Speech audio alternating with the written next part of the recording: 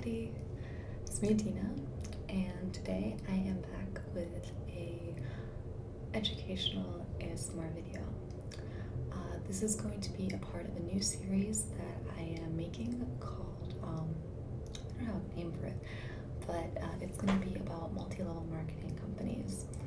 The series that I want to create is going to be about individual companies and how they work by using information from their own websites, also trying to find sources of people who have worked or do work for them. This video is just an introductory video into what MLMs, multi-level marketing companies, are. You've probably been hearing a lot about them lately. They've been really around everywhere. So I do want to start off, and this is just the only time I'm going to say this. I really hope it doesn't polarize any viewers. I guess I am what you would call anti-MLM, which is, I don't really like that term because it's like I'm anti-structured. It's not really an identifying term, is it? But I am pretty against the way that very against the way multi-level marketing companies are structured and how they operate. Now, this is not an anti-MLM video. This is just a video where I talk about what multi-level marketing companies are. And it's very structured, and I'll have everything down below on like timestamps down below. But until I get to that, I do want to say that this is not to call people who are a part of an MLM stupid or sad or mean or predatory individual contractors. I don't know if I don't think that's necessarily what it is. Something that has been bothering me, I guess, with anti-MLM videos, whilst I do like the awareness that they spread, a lot of the time it's just filled with hate and filled with mocking women who are in these companies and what they put on Instagram. And some of the stuff that they say should be mocked, I understand. And you can make fun of it. I have a role play where I make fun of being a hun, but I don't think it's fair to pick on individual people because I don't view them as necessarily evil. I think they're more, I would say, victims. That's probably desperate. I'm not in that situation, so I can't sit here and say that they're stupid. I'm not not all my friends are doing MLMs. Maybe if I was living in a suburban neighborhood and all my friends were doing multi-level marketing companies selling, and I would be convinced to do it. I don't know. I'm just not in that space, and so I don't want to call them stupid or gullible. I think maybe misinformed and also confirmation bias. So even if you are starting to look into something and you want to believe in it, there is a confirmation bias to that, which is why I'm talking about how I stand with MLMs, because I'm sure when I was doing my research that there's definitely a confirmation bias there. I can't avoid it. It's part of our nature. But I do try to be as unbiased as possible. I'm not here to marginalize anybody, and I am just here to try and educate. So now that I'm done with that, I'll tell you how the structure of this video will go, and again, everything will be down below. So first, I'm gonna give the definition of what a multi-level marketing structure is. I'll show you the structure of it, and I'll talk about why businesses choose to have a multi-level marketing structure and what else multi-level marketing companies do. I'll also be comparing traditional marketing to multi-level marketing and franchises to MLMs as well. I'm also going to talk about why people join MLMs, and I will use the comparison of pyramid scheme versus multi-level marketing, which is widely said that they're pyramid schemes, which again I think is something that polarizes people that need to hear certain things versus people who agree with it. Yeah, and then I'm gonna just give some statistics from the FTC about how much money people are making and what the actual consequences are. So let's get started. The definition of multi-level marketing. A multi-level marketing company is one which uses a direct selling structure in order to sell their products to people. They use this by having independent contractors that sell their products, and two ways that you can make money off of being an independent contractor for a multi-level marketing company is by selling direct sales. So direct sales is selling via person to person or community to community or online in an untraditional way without using traditional retail methods. And another way you can make money, a second way, is by recruiting new members to also become independent distributors to that company. So Investopedia defines it as MLM is a strategy some direct sales company use to encourage existing distributors to recruit new distributors who are paid a percentage of their recruits' sales. The recruits are distributors downline. Distributors also make money through direct sales of products to customers. So that's what makes MLMs MLMs, and not just, direct sales is a blanket term, but not just a sales company. So I have a graph. Kind of shows a bit how it's structured. You have your manufacturer, which is your multi-level marketing company. They buy products wholesale and then they sell it to, they call them distributors here. For the sake of clarity, I'm going to continuously call them independent contractors, but distributors. They're called a lot of things in different companies, but so you're independent workers. And then those people sell to others, and they kind of become a part of your team. And then those customers, well, those distributors, are encouraged to recruit new distributors. And then so these people who are distributing here are giving a percentage of their commissions. Sales commissions go up to the person who recruited them, which also goes up to the person that recruited them. You might say, oh, well, this is quite similar to a regular job. But all these people are pretty much doing the same job. They're selling their product. Now, you can look at that and take that as it is. That is the basic structure of a multi-level marketing company. And multi-level marketing companies, another thing that makes them, multi-level marketing, is that they have different levels that you can reach. This is to incentivize people to sell more and also recruit more members. You also get certain bonuses when you go higher up in the levels. So you start off, everyone starts off at the same level, theoretically, and then you move up and up and up. And as I look into individual companies, I'll show you how that is. Some companies have like 10 levels, some have 3, some have 5, really just depends. China is the only country that has made multi-level marketing companies illegal, but you are still allowed to have a company which has 3 levels. That is what I was told. But on the whole, they are not legal in China. It's the only place I know where they're not legal. I asked my Chinese friend about it, and so he told me, I was asked him, why do you think that is?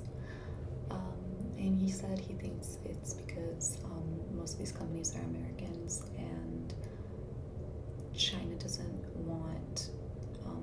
their people to lose money in the pockets of American companies. That was his theory behind it. So, why would a business choose to be a multi-level marketing structure? Well, as I said before, they buy their products wholesale, pretty cheap usually. I'm not going to be talking about products itself. I want to just talk about, and also not all MLMs are product based. I've seen somewhere that you become a travel agent, stuff like that. But for the sake of simplicity, I'm going to say that they're tangible products. So like smoothies, food products, makeup products, skincare, oils, there's everything. You can, Tupperware, you can really find anything. But their purpose is to buy that product wholesale, buy products wholesale, and then sell them to individual contractors at wholesale prices. Sometimes it's at wholesale prices, like each company is different, but generally they sell it to them at what they call a wholesale price, and then they have the individual contractors sell it. Some companies sell their products at retail price, and then you make a commission off of selling them. Some companies you buy it at wholesale, and they tell you what to price it at, and then you make a commission off of your sales. But in a nutshell, an MLM's job is to sell you stuff wholesale for you to sell. Once they sell their product to you, to them, theoretically, very simply speaking, it doesn't really matter where the product actually ends up. It doesn't matter if the product ends up in the basement of that independent contractor or to an actually paying customer. Of course, they would want things to go to customers to keep incentivizing people to join, but unfortunately the market for a lot of these companies is quite saturated. And yeah. So at this point, the multi-level marketing company has already made a profit, and therefore they're pretty happy with that. But they still need to sell an idea, and what they sell is an idea of a dream. Now, you are not hired by a multi-level marketing company. I keep saying independent contractor because you are not working for that company. If you sell their products, you're still not working for that company. So they have a bunch of unsalaried employees who need to pay to play, sort of thing. And by not having employees, that's a great benefit for multi-level marketing companies because they don't have to pay for benefits, health insurance, sick days, all the things that you would get if you worked in a traditional company. You would not get when you work with a multi-level marketing company. Now again, this is just in general. I've heard of some where if you reach a certain rank, you do get certain benefits, just like that, maybe health benefits. But in general, no. Like when you start out, no, you don't work for the company. You're an independent distributor.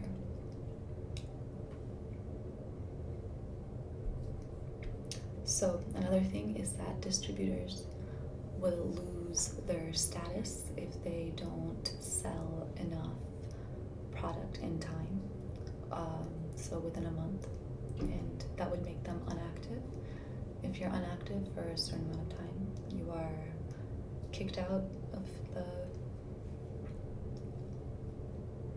contracting and or you lose your status. So if you make it up a couple of levels higher, you might want to keep that status, and if you haven't met that quota for that month or the 2 months, that's when people start to get high on their own supply.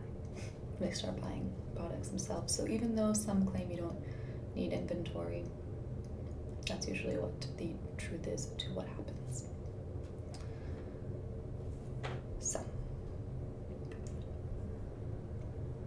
So, as I mentioned before, they have a pay-to-play model. This isn't necessarily a huge red flag. A lot of people say if you have to invest in a company in order to work at a company, well, not to work, yeah. But let's say that they're saying to start your own business, because this is a lingo that multi-level marketing companies use, or at least recruits, well, at least other contractors use. The idea that you're starting your own business because you're not actually working for that company, is that you need to invest. They'll tell the rhetoric is that investing in a business is something that you would have to do for any business, which is true. Any traditional business, you do have to have a certain amount of capital that you do invest. But in this case, the investment is to be a contractor for that company. So you need to buy their products in order to sell their products. Now, maybe that doesn't sound so weird, but think about it in this way. In a traditional sales company, and every time I think about this, I think about The Office. Like Jim and Dwight. Selling paper. Anyways, off topic. But if you're working for a company and you work in sales in a company, you don't need to buy your supply in order to sell, in order to make money, and in order to sell. You get a salary and then you get commission. Okay, if you don't do well as a salesperson in that company, you can get fired. Just like getting kicked out of an MLM. But the threshold for getting kicked out of a multi-level marketing company is much lower because you don't actually work for them versus actually working for a company which employs you at the benefits again, and firing someone is the whole process. So they had to have reasonable grounds to do that. So it's a more secure job if you want to work in sales, to work in sales for a traditional company, a traditional marketing company, than multi-level marketing company. And yeah, so the fact that you need to pay in order to sell the product is a bit of a red flag, but it is, I can understand why people would look past that. If that makes sense.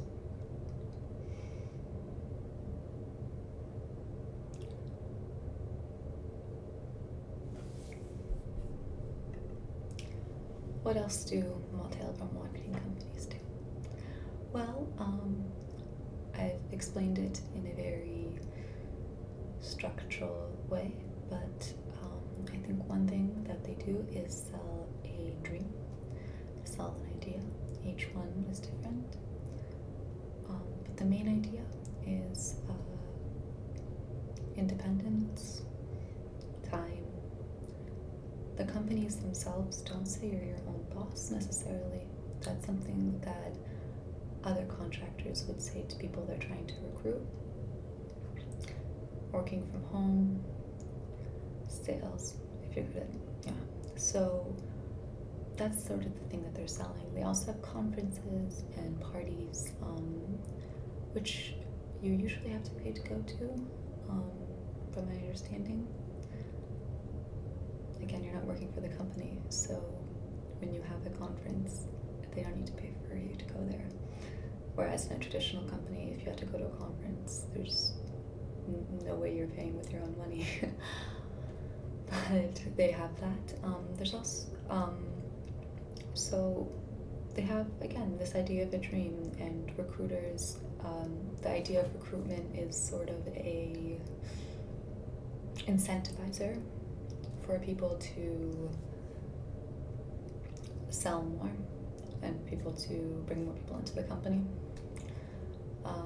And they have a lot of incentive programs that they have.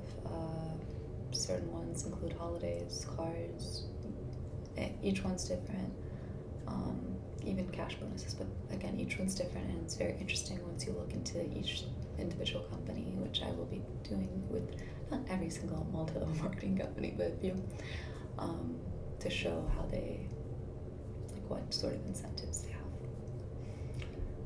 So I'm going to be showing you just quickly this picture of traditional marketing versus multi-level marketing. Okay. I'm sorry, this is messed up. I didn't want to waste more paper on this. I used a lot of paper for my research for the other companies. So it says here traditional marketing, you have your manufacturer, your distributor, wholesaler, retail, customer. It's very basic, but and this says multi-level marketing, and here it says manufacturer. No, I can't see it, but it's manufacturer, distributor, customer. So when you look at it like this, you really cut out a whole lot of people involved. So sometimes when I think of multi-level marketing companies, and when I was doing this, I started thinking a bit about franchises. So what's a franchise? Franchise is according to the International Franchise Association, a franchising is a method for explaining a business and distributing goods and services through a licensing relationship. In franchising, franchisors, a person or company that grants the license to a third party for the conducting of business under their marks, not only specify the products and services that will be offered by the franchisees, a person or company who is granted the license to do business under the trademark and trade by the name of the franchisor, but also provides them with an operating system, brand, and support. Most popular, I think, is McDonald's. And for the franchise McDonald's, but franchises are everywhere. The idea basically is that if you choose to open up a franchise, if you choose to open up a franchisee store, you pay a certain amount of royalty to the franchise, depending on what the contract is, in order to use their brand name, and in order to get the training and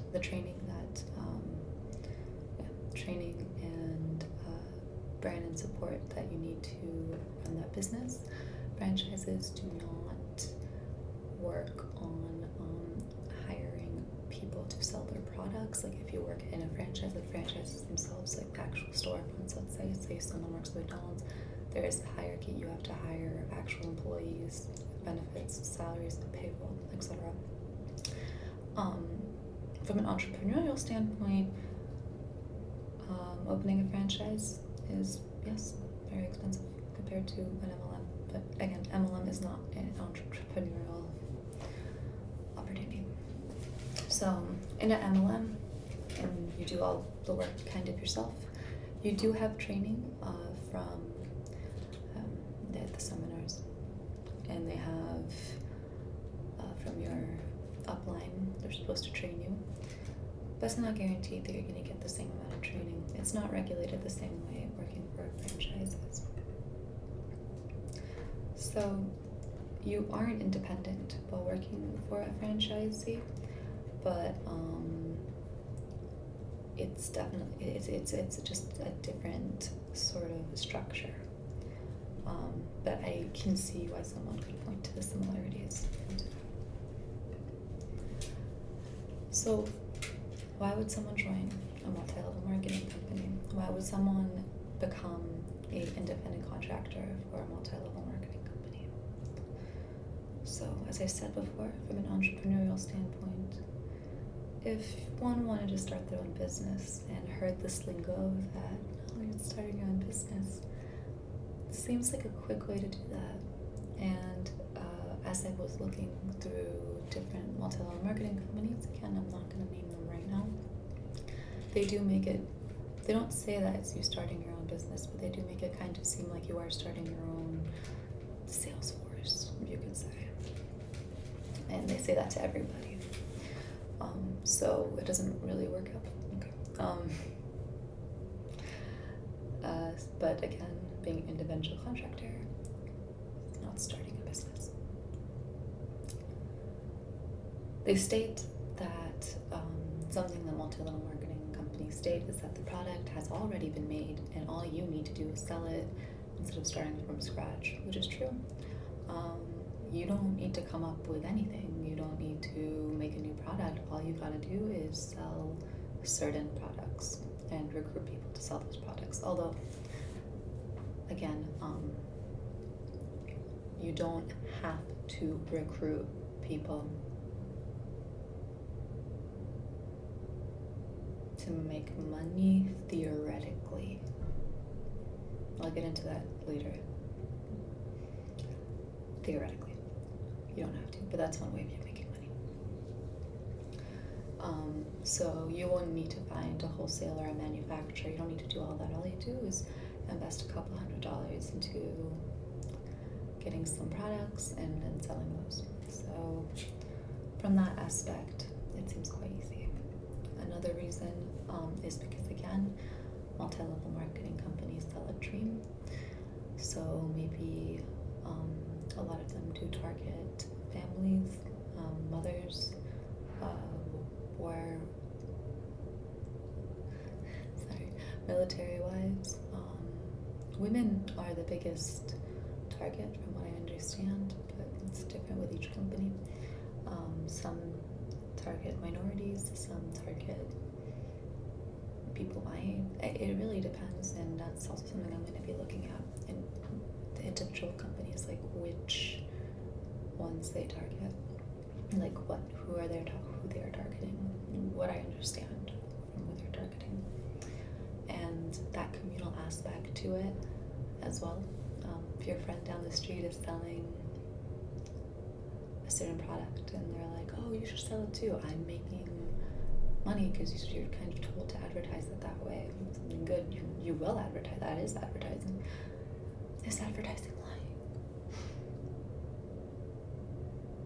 I don't know. I don't want to talk about that, but they will advertise that, and I can see why somebody would be like, oh, that sounds really cool. And again, the claim that you don't need inventory is another reason that people will join. And there's a host of reasons. Psychological reasons. I think in America, in the United States, it's been quite popular because of the idea of the American dream, sort of making it on your own. A lot of, traditionally back when multi-level marketing companies started, and even now, there's even a religious aspect to joining, that you can get what you deserve. You can just work hard and you can get there. This sort of idea, and it's really hard for me not to go into specific companies and who they target, but in essence, I would say that most companies will target those who are vulnerable because they sell an idea of a dream. But I'm not saying all companies will do that.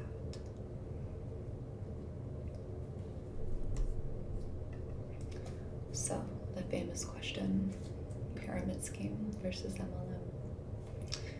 So the FTC states that if the MLM is not a pyramid scheme, it will pay you based on your sales to retail customers without having to recruit new distributors. And a lot of MLMs have that written in their success plan. If you want to stay in the bottom tier, theoretically, you can. And not all of them,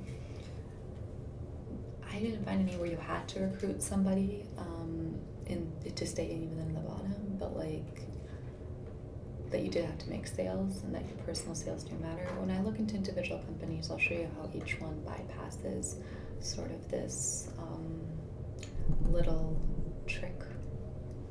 So in order to be classified as a pyramid scheme, like I said, it needs to have more emphasis on recruits rather than sales. But there's a long history of why MLMs are able to operate, and that is due to a court case by Amway. It goes back in the 70s. You can look into it if you want to. I was thinking about doing the history of it, but I'm gonna be honest, I got pretty bored. It wasn't, yeah. But there is a big history as to why they're able to run. And I mean, they do bypass the law technically, but the FTC does try hard to catch these companies if they can. Another thing that an MLM company has an advantage is, since that they're hiring independent contractors, they don't have as much, I would say they won't have as much,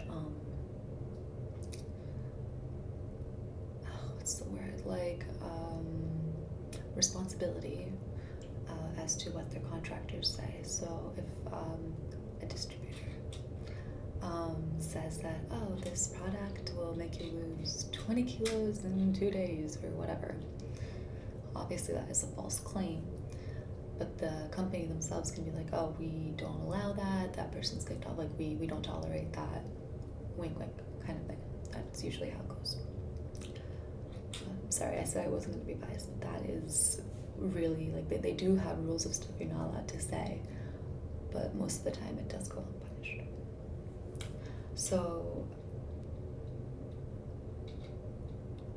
you can only really make money by having a downline, and I'll show you that when we look into visual MLMs. You know, the sales numbers that you need to achieve in order to rank up for some of them. Some of them say that a lot of them are saying stuff like, oh, you only need 3 people under you in order to make it to the top, and technically that is true. That was from one company. I was like, yeah, they'll say 3, 5, 2, whatever, but then the amount of sales that you and your team need to make is really difficult. So the emphasis on recruiting is much more underlined, like is much more vague, I guess, if you look at it that way.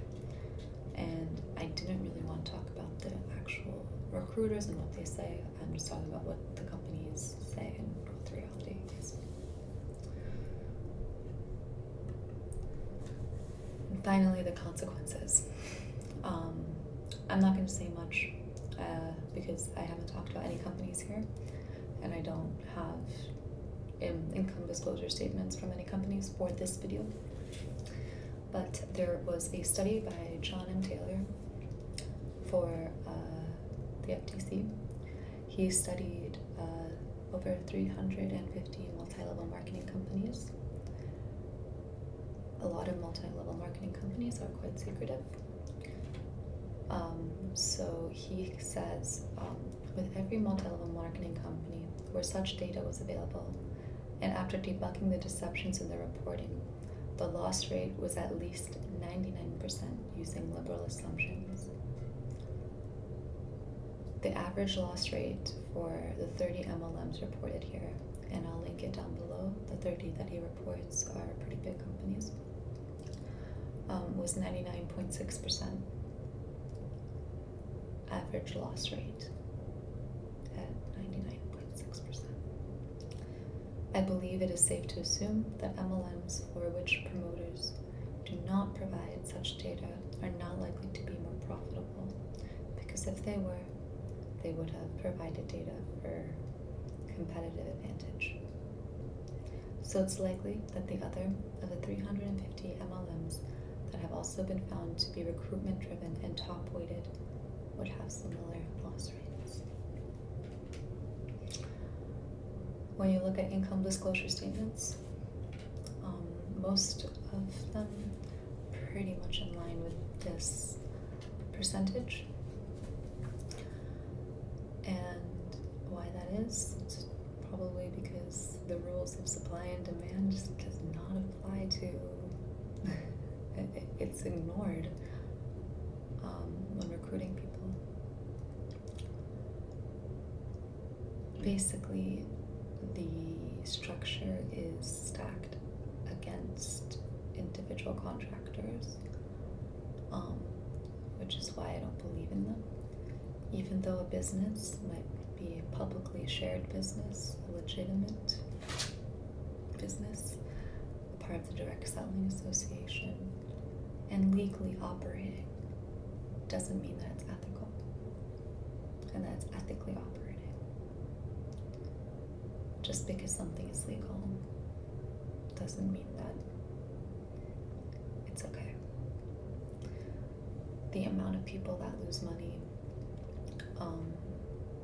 is crazy. I mean, this is not the only statistic, but the FTC, I think, is the one I wanted to trust the most. And I think with that number in mind, if you are still wanting to join such a company, note that it's really unlikely that you're going to make money, and more likely that you will lose money. And generally speaking, they will use rhetoric that says that you're not trying hard enough, you're not doing well enough, you're giving up, you have to just believe in yourself, try harder. But if the system is stacked against you, there's no way to do that. So that's just a bit about multi-level marketing schemes, about how they work. And this is going to be, again, my first video in this series about different multi-level marketing companies.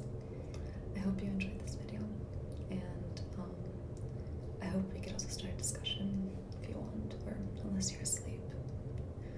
Good night if you're asleep. Start a discussion for me if you're not.